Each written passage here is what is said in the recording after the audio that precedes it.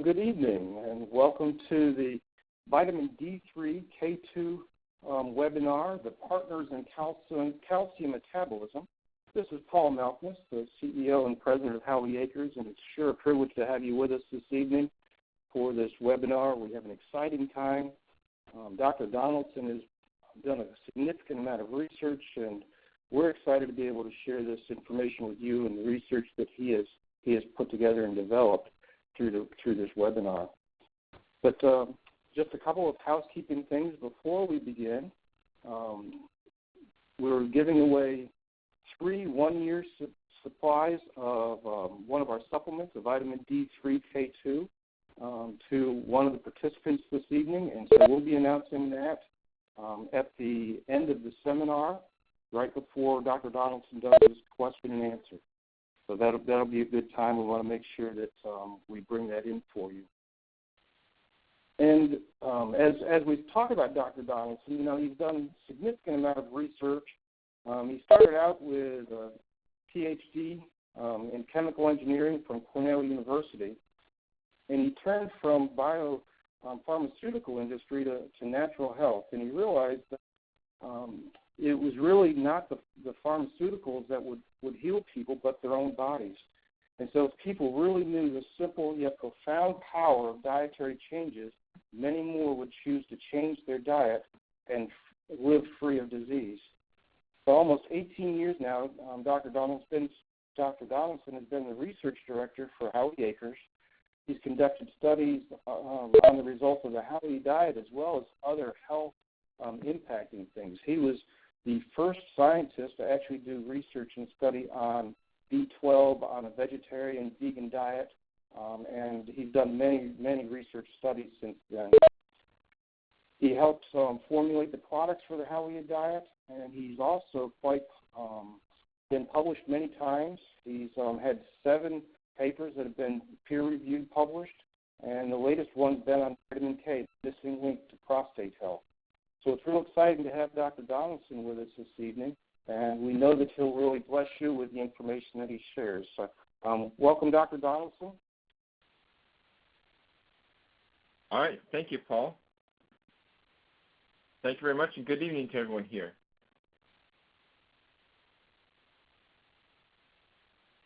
So, Michael, as we look at the topic of vitamin D, what does vitamin D do for us? Why is it important? Well, really, vitamin D, they call it a vitamin, but it's really a hormone more than a vitamin. In the fact that it affects so many different cells in the body. It goes way beyond just calcium metabolism. So it's associated with cancer and a whole range of different things, diseases, because it turns on so many different genes. Recently, a study was done in white blood cells, and they found out it changed the transcription of 291 different genes just in white blood cells. So it has a whole bunch of different effects in the body, just beyond calcium metabolism. So it has, it does so much for us. Really, we underestimated for so many years what it really does. How do we know about all this that vitamin D does for us? Well, it comes from a lot of different studies, really. Some of the initial studies were looking at more like seasonal variations in disease. Things like flus. People would get flu in the wintertime and early spring, but not so much when the sun was out. People outside more, various factors in that. Part of it was vitamin D. Some was different variations in disease just by latitude. Near the equator, there's not very much case of multiple sclerosis. MS is much more common as you go further north or further south away from the equator. It's also true of cancer. William Grant has done quite a few studies, ecological studies, looking at the amount of sunshine and cancer rates across the U.S. and other countries as well. Then they studied people, they measure their vitamin D levels and then just track them over time to see what kind of diseases they get. Sometimes they find people with diseases already, check their vitamin D level and check it and compare with controls, healthy controls. Or at least they think they're healthy. And other studies have come where they just give people supplements and just see what kind of outcomes they get when they're looking for different outcomes there. Mm-hmm. But, we've all heard that 10 to 15, Go ahead. I'm sorry. Go ahead, Paul. We've all heard that 10 to 15 minutes of sunshine, 2 to 3 times a week is sufficient. Is that really true? Well, how much can a person make? We're going to put up this poll and just have our participants add back. How much do you think a young, thin person can make in one session? Let's just find out from you all. So just answer back. Just click on the answer that you think is right there.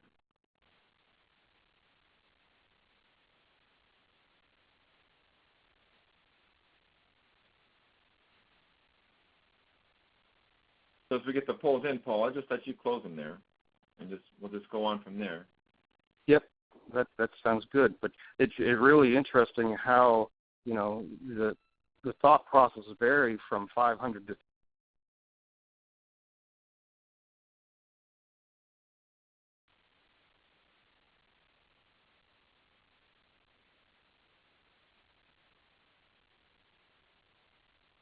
You still there, Michael?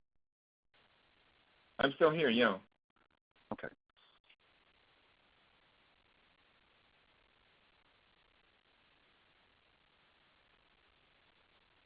So let's go to the results then and talk. Well, if we look at that, it says you go out in the sunshine, you get a little bit of sunshine. Well, if we look at results, and researchers were curious about this too. So they looked at some people working in the sunshine all summer, checked their vitamin D levels, and they're up in the optimal range between 40 and 70. Most of them are pretty good. They waited a few months and then checked them again. In Nebraska, you're not making any vitamin D from the sun in the wintertime. They figured they used about 2,800 IUs a day between when they checked them the first time and the second time. And it wasn't in the optimal range anymore. So even these guys working outside, doing lawn work and landscaping and things like that, they weren't really, a lot of sunshine, but it wasn't enough for the whole year. So it takes quite a bit, really, to make this happen here.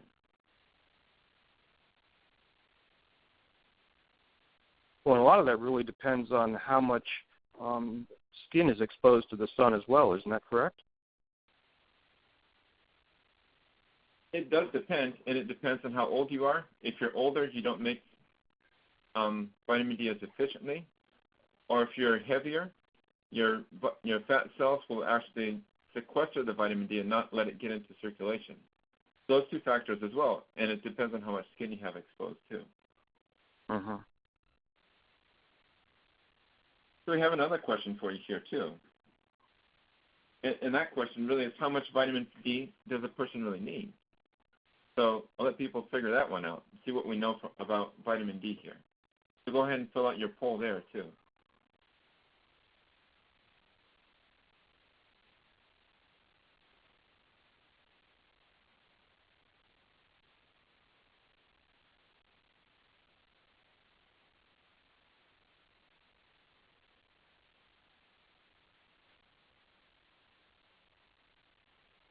Okay, if we go ahead and look forward to the results here, you can see that, well, some people say it depends on body size and age.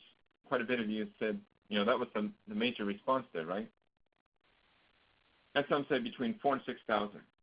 That was the second best response. And clearly those are probably both right to some extent. It does depend on size. A young person doesn't need as much sunshine or as much vitamin D, whether it's from sunshine or a supplement either. But they used to think, well, 2,000 IUs a day would probably be enough. And turns out if you only take 2,000 IUs, they did this with guys in submarines because absolutely no sunshine down there. 2,000 IUs is not enough. Really somewhere between 4,000 and 7,000 usually is enough. If a nursing mom's taking 6,000 IUs a day, then she can actually pass on the vitamin D to her nursing infant, and then you don't have any deficiencies in your baby either. So that's where we land on supplement. 5,000 is a good place to land. And you might need more of that, depending on whether or not you've been tested. So the next question really is whether you know your own vitamin D levels. Have you been tested? Do you know what they are?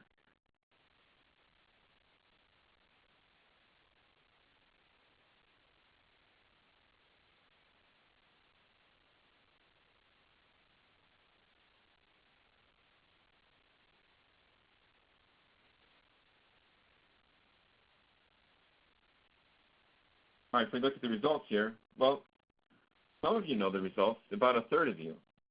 About two-thirds of you don't really know what your results are. Very interesting. Of course, it's been a couple years since I've tested mine, so I guess it goes without saying that it's not easy to, though it's fairly easy to get a hold of a test, time just kind of slips by. But it's probably more important than knowing your cholesterol level, really. Yeah. So, it's one thing to know the results and know what your D3 level is, but what's the ideal range? There's so many different opinions out there. Well, they land on people, they've done some studies with people out in Africa who are basically living out more of a natural lifestyle. Not that they stand outside at noon every day, but they get a lot of sunshine. And their blood levels are right around 50 nanograms per mil. So figure, okay, that's pretty much a natural level. So somewhere between 40 and 70 really seems to be optimal. If you're really working against a significant health challenge, you probably want to be on the upper range of that. And, the D3 is real important. I don't know that we fully have dealt into, why D3 is important. We know that we need it, but what does it protect us from? Well, the D3 protects us, like I said, it has an effect on so many different genes that not only does it affect calcium metabolism, but it's going to protect you from all kinds of other chronic diseases as well, because it turns on so many different protective genes. Kind of anti-inflammatory, actually lowers blood pressure as well. It's kind of like a sunshine gene. It tells you that you have resources available to do complete healing. That's a pretty neat thing about it. Now, some people have looked at, should I take vitamin D2 versus D3? Why don't you just take the one that comes from mushrooms, and why not just use that kind? It's a vegan form after all. But when you stand out in the sunshine, what you're going to get is the vitamin D3. That's the form that your body makes itself. The breakdown products from the vitamin D2 are a little bit different, and your body doesn't recognize them as natural. And if you give someone a large dose of vitamin D, if it's a D2 form, it clears out of the body much quicker. The D3 will last and stay around a lot longer there. That's a lot of what we know about vitamin D at this point. Mm-hmm. So what's the correlation with the vitamin D and vitamin K? How are they related? Well, they're both fat-soluble vitamins, and they go along with vitamin A. In fact, the three of them are kind of like a trio, or like the three of them together there. I've got twins, but I don't have any triplets, so I guess they'd be like triplets. They interact with each other. Vitamin A is actually kind of antagonistic to vitamin D activity, so it's been said that it's best not to have high levels of preformed vitamin A. Beta-carotene is fine. Plant sources of vitamin A are great. But preformed vitamin A seems to tone down the activity of vitamin D. And further, even more than that, you find that vitamin D and vitamin K have a special interaction between the two of them there. In fact, when you take vitamin D, and this is really the key for how they interact, that vitamin D increases the production of proteins that are dependent on vitamin K for their activity. There's a vitamin K dependent proteins. There's about 17 of them in your body. And researchers have discovered about what half of them do. The other half, they kind of know that they exist, but they don't really know what they do. Some of them are involved in the clotting process. For when you cut yourself, your body has to form a blood clot. And those vitamin K dependent proteins, there's several of them involved in that clotting process. But there's other ones as well. But when you're taking vitamin D, it creates, if you're taking high levels of it, you can actually create a functional vitamin K deficiency. Just because you're making some of these proteins that they need more vitamin K just to have activity. So really, if I'm taking a lot of vitamin D, and it won't work well without vitamin K, but don't we get a lot of vitamin K from our green leafy vegetables? Well, that's the thing. We do get some from the vegetables, too. And I was wondering if people know where they get their vitamin K from. if they're taken from plants, what kind of plants, say I want to get more vitamin K, where would I get it from? If they spelled carrots with a K, that might make you think that there's vitamin K in them. We'll see. I think I probably But it cheated looks a like little bit people on have that kind of one. the right idea.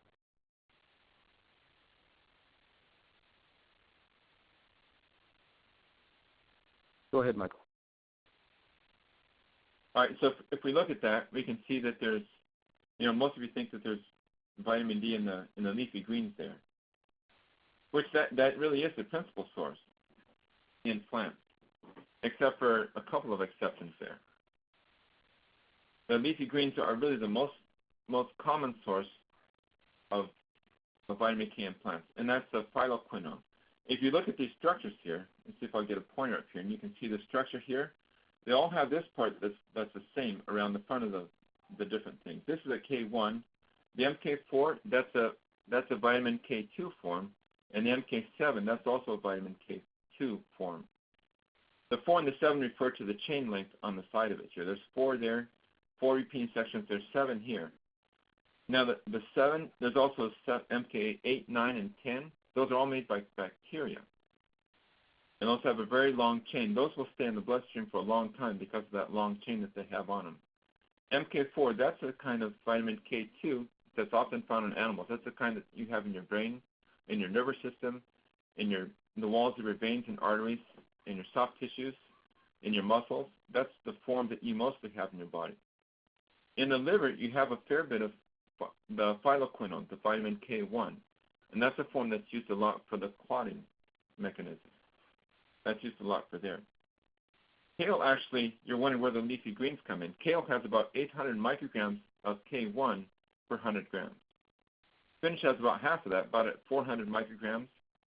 And broccoli comes in around 150 micrograms per 100 grams. So about 3 ounces or so for those amounts. Natto, I mentioned natto down here with cheese and natto. Natto has about 1,000 micrograms per 100 grams. That's a fermented soy product. You ferment it with a particular bacteria, and it makes just a ton of this vitamin K. It makes it so much that you can actually take that and purify it, make a supplement. That's where some of the vitamin K supplements come from, are from natto for the K2. How much of the K vitamins do we need? What is the RDA for vitamin K? Well, with that, the RDA is based just on the clotting mechanism, really. It doesn't take into account anything outside of the liver that's going on. It just looks at how much K you need so you don't die right away when you cut yourself. So the truth of it is we don't really know how much we need. The RDI is 80 micrograms, which isn't very much. One serving of Bardimax has about 50 micrograms. So it doesn't take very many greens, really, to meet that RDI. You mentioned vitamin K-dependent proteins. Can you give some examples? There's a couple that have been characterized pretty well. The first one is osteocalcin. This is a structural protein in bone. And what it is, it actually is like a fiber that when it gets calcium, it helps fix calcium into the bone, but also works as a cross-linking mechanism. So it will cross-link between the crystalline structure, and when you get cross-link, if you do that in concrete, you have some fiber to it, you have some rebar, it gives it a lot more strength when you give it an impact. It does the same thing for bones.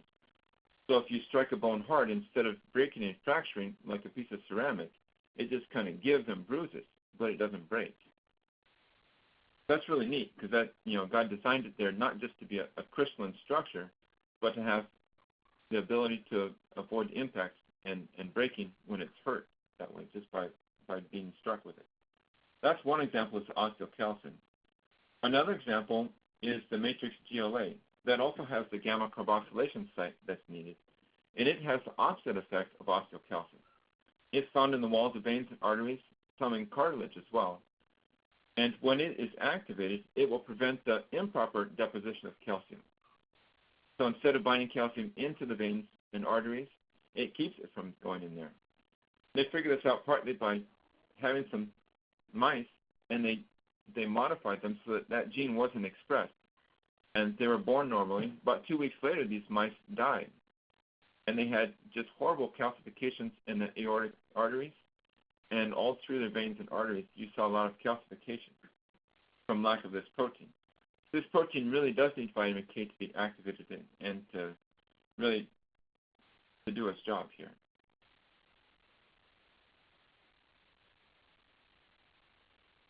You mentioned that there are differences between the activity of different types of vitamin K. Can you give me some examples or studies that show the difference?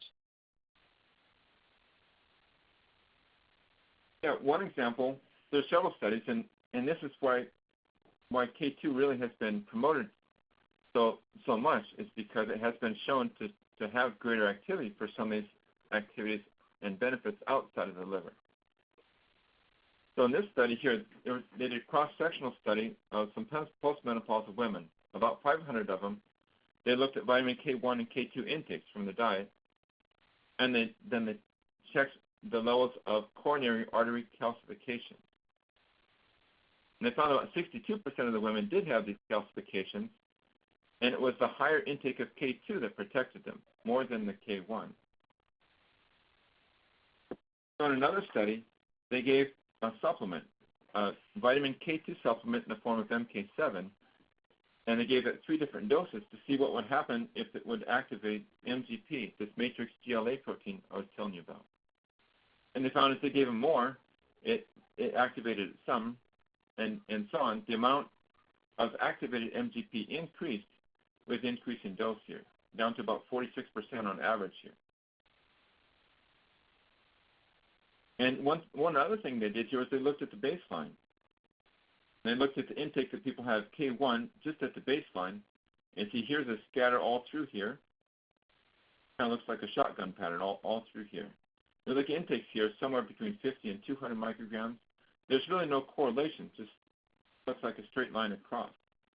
When they looked at vitamin K2 intake, they saw a little bit of decrease here. You know, the intakes are a lot less. People didn't eat as much of the K2 as they did of the K1. But there was a drop in the amount of uncarboxylated MGP protein there. So it's okay. It looks like it was having an effect there. One of the most amazing studies was the Rotterdam Study. And here, this was a population study, and they looked at about almost 5,000 subjects here in the Netherlands, tracked them from about 10 years, and looked at intakes of K1 and K2. They found that it was the dietary K2, but not the dietary K1 that was effective. And that K2, the people that had the most K2 intake, had the least amount of aortic calcifications, about half as much. They were a lot less likely to die from heart disease, 57% less likely. And even all-cause mortality was down 26% here. There was another study. That was a big study that opened people's eyes up. One more study that I want to mention here is in the prospect epic cohort study here. And again, they found it was the K2 intake, not the K1, that reduced the diagnosis of coronary heart disease. Here, and they could look at the intakes they had. They had a lot more K1, 200 micrograms, so between 100 and 300 for most of them. But of K2, only about 29 micrograms a day, so between 20 and 30 on average. But they found the hazard risk for K1 didn't really change at all when you increase intake of K1. But it did decrease when you're taking the K2. You get about a 9% decrease for every 10 micrograms increase as well.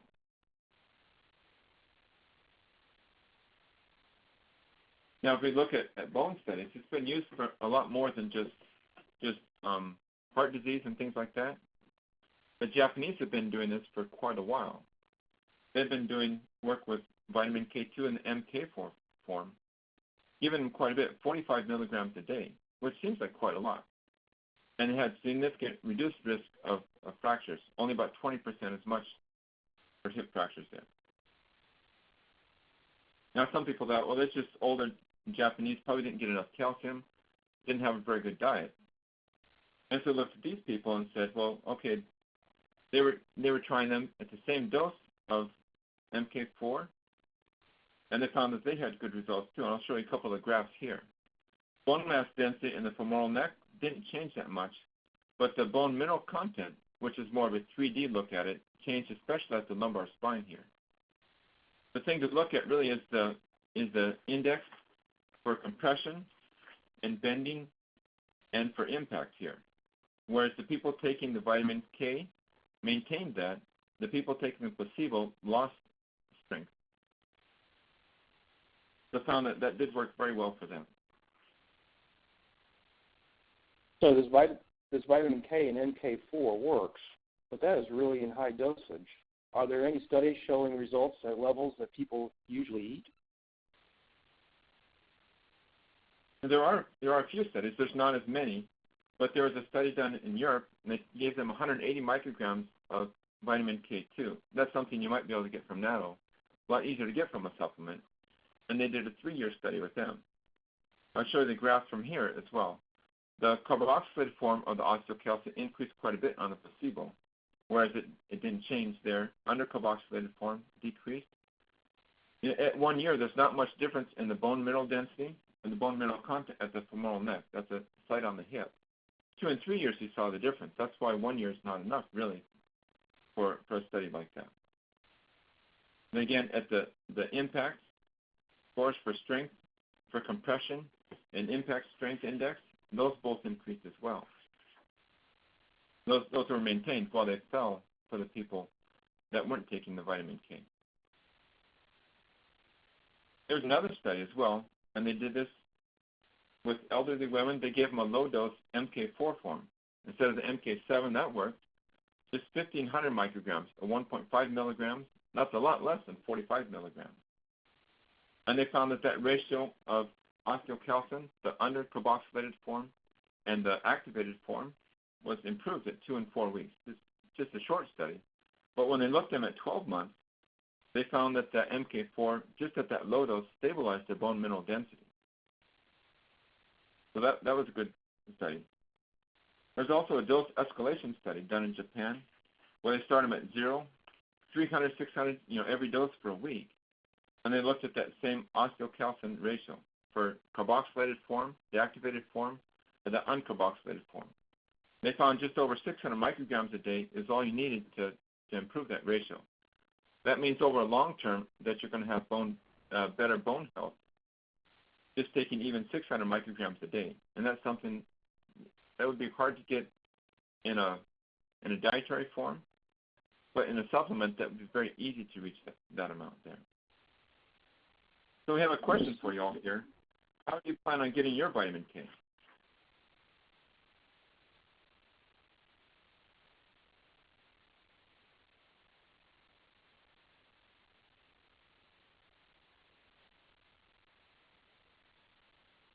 There's a few different ways you could get it. You could get from fermented vegetables. You get good at that. If you put the right bacteria in there, that'll actually work. It's a little bit of a challenge to get the right bacteria, but it's not impossible. And if you use both any kind, you'll get some results there. See, a lot of people would prefer to use a supplement. Some people, you need to study it more and figure it out. Your body will convert some vitamin K1 to a K2 form as well. So that's, that is a possibility. That's a question I'd like to look into more. But that's more of a research question. You don't know how well that works. So that's how some of the other animals get it, right? They eat K1 and they convert it to K2. So far, we've talked a lot about the vitamin K in the arteries and bones. Is there anything else that vitamin K does for us?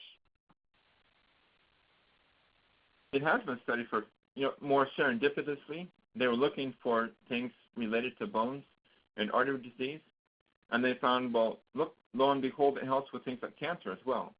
They found that in the EPIC Heidelberg cohort study. They found that was the K2 intake, the high amounts of K2, but not the K1 that were protecting, especially for prostate cancer and lung cancer. And then when they did a biomarker study, they weren't sure about the dietary intakes, see if that's kind of a rough estimate sometimes. But the biomarker study showed the same thing. It was the vitamin K that was protecting them. It wasn't something else in the diet that was doing the trick there. There's another study that was done.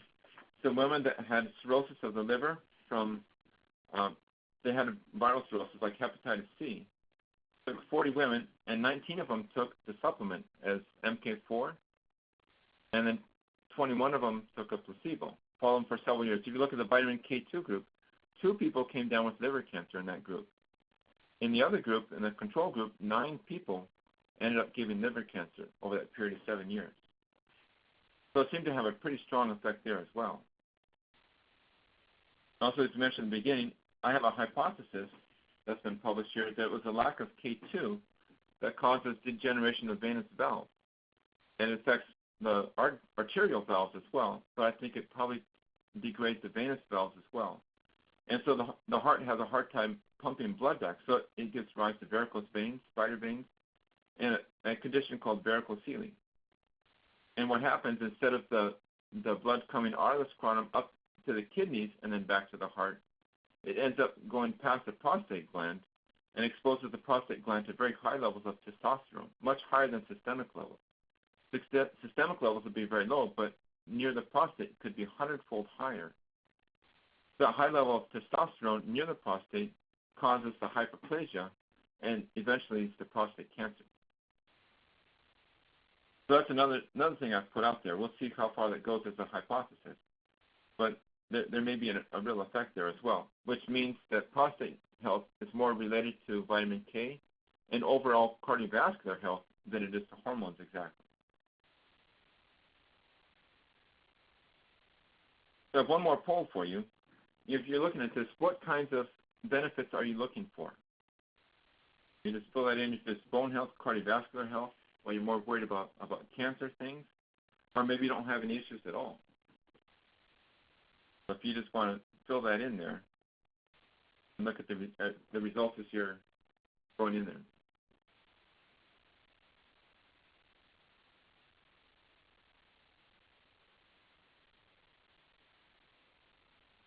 So a lot of you just looking to see, okay, I don't really have any issues. I've been doing this for a while, and I just want to keep on going. I want to make sure it works well. That's great. I'm very encouraged by that people are interested in prevention, not just trying to get things done when it's too late or when it's really hard to.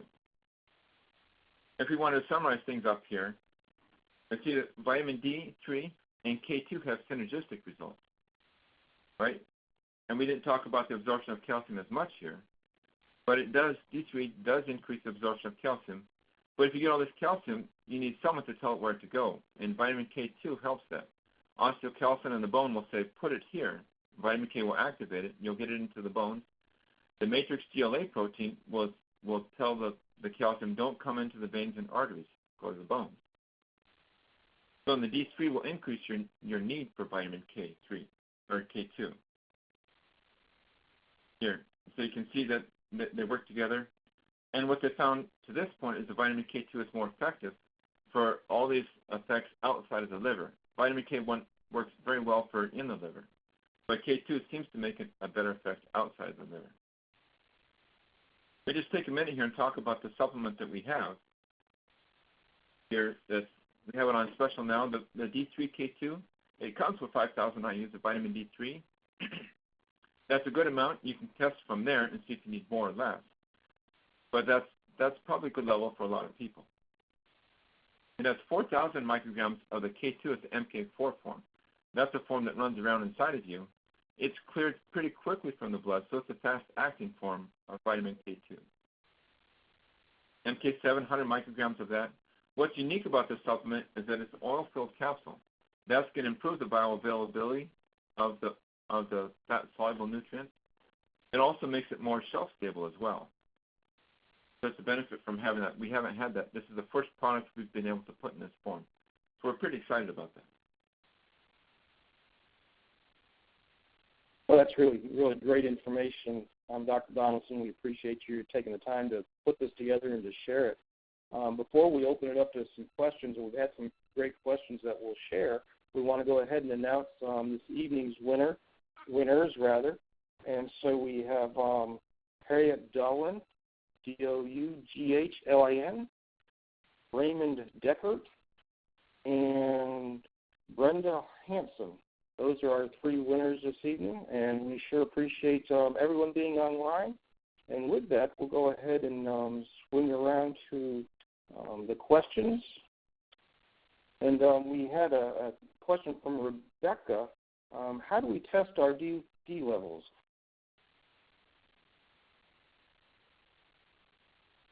You still there? A doctor, when you get your blood drawn, they can get that tested. We used to offer a vitamin D3 test. There's a couple of different ways. If you look online, there's places that will do it. Life Extension does it. And there's a test from the Vitamin D Council you can order and do a blood blot right on a piece of paper and send it in, and they'll have it tested for you. Yeah, and, you know, I've been watching for several years how the difference in vitamin D levels impacts somebody's health and especially their immunity. And especially as somebody gets older, the higher their vitamin D level, the less likely they seem to be able to catch colds and flus. So it seems real important to make sure that our levels are an optimal level if we're not taking a supplement. Do you agree with that? It is important, yes. Very important. It's more important than really knowing your cholesterol level. And doctors always want to know that, but they just don't think of checking your vitamin D level, and they really should. If they don't think of it, you should think of it, really. You're the one that has to live in your body, right? Yeah, definitely. So Katie asked, is the ratio of D3 K2 important? And what dose should someone take if he or she is deficient?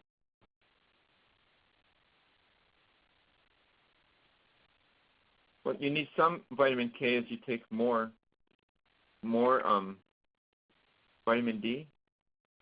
The exact ratio is not so critical unless you're taking 20,000 IUs a day or something like that. Then you need, if you take this supplement, as you take more vitamin D, you would have enough vitamin K with it.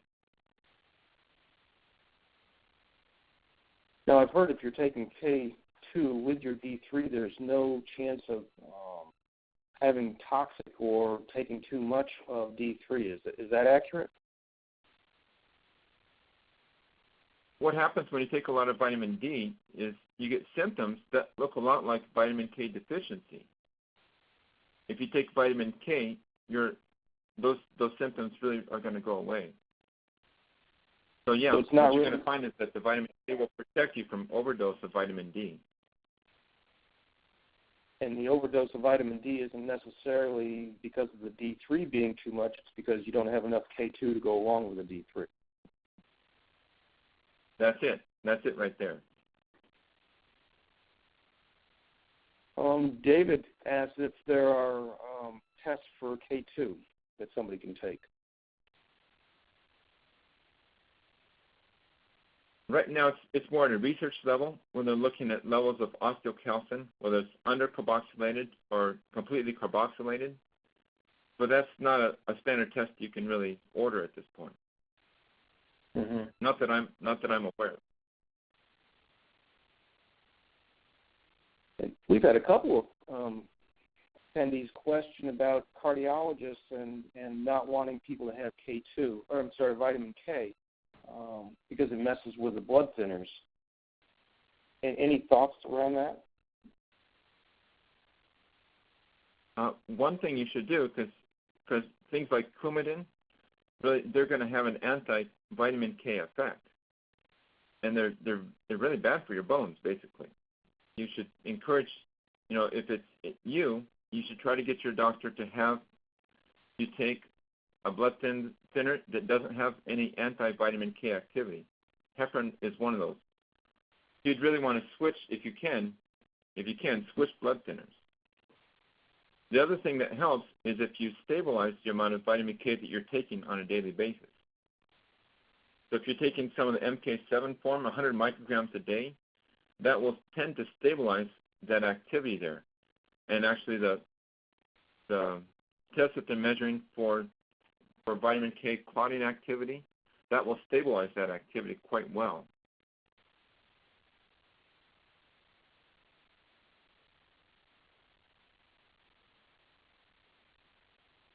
And that's, we have the B-flax D, which has some D in it, and then we have the D3K2. Dave wonders if there's any concern with taking both of those. The B-Flax D has 2,000 micrograms per serving, I believe.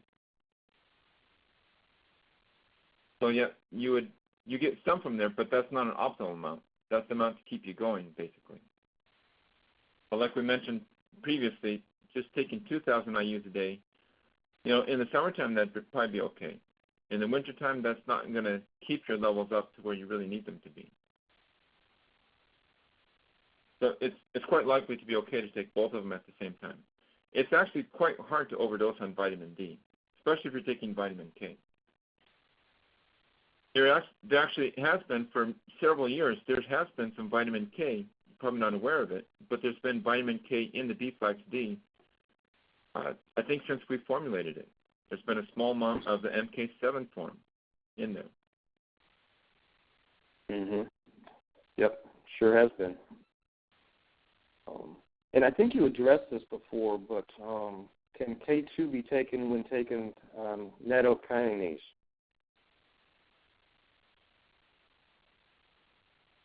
I'm not sure about the answer to that question, but I suspect that they're okay. They don't have the same activity at all. I'm not sure they're cross-reacting. Jeff asks, if you take a vitamin D3 K2 supplement, do you get more out of it if you take it with food or on an empty stomach? It has some oil in the supplement already, so it's going to help absorb it. So it's not as bad as taking a dry capsule without a meal, if you were to take it without a meal. You're going to get more out of it if you're taking it with a meal that has a little bit of fat or oil in it. That would be the preferable way to take the vitamin D K2 supplement. Well, and now that we have it with the oil charged, is that as important as it was before? It isn't as important. It's still a good idea, though. Okay. Before, if you took it without fat or oil, you were going to get zero.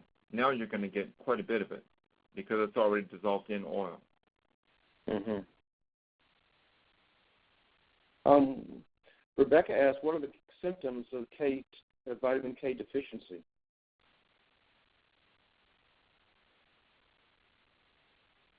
That's a good question. One thing for women would be varicose veins showing up. That'd be a sign that you don't have enough vitamin K.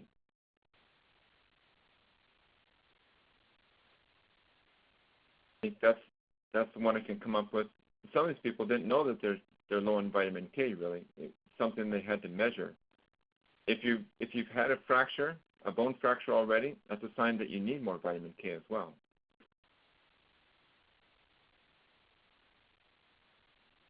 Patricia asked what the oil was that's used in the capsule.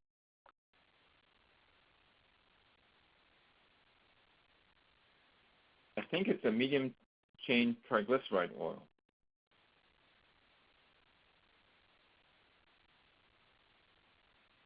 What I'm we not can do, positive on this, but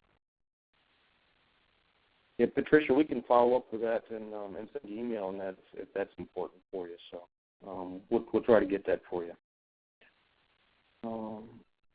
Several people have asked about whether or not we post these presentations or whether they'll be available, and we'll be sending an email out.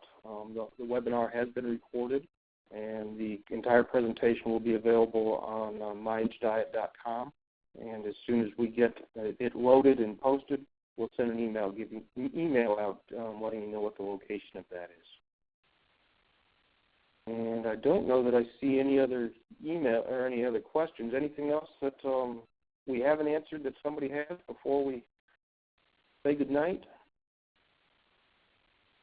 Well, we sure appreciate you, Dr. Donaldson, taking the time to share this information. It's really enlightening. Obviously, it's important to our health and something that we should be really paying attention to. And we thank all of our web participants and those that called in and took part in the webinar, and we look forward to the next one. We will be doing one in December. Olin Idle, a naturopathic doctor, health consultant, certified health consultant, he'll be doing the presentation, and it'll be on immunity building the immunity and making sure that we have strong immune systems going into the holiday season. Christmas is a time where people start to break down their immune system, and so it's a timely topic as we move into the holiday season. So we look forward to hopefully seeing many of you again in that presentation. So that's all we have for tonight. We sure enjoy talking to everybody and look forward to talking to you next month again. Good night.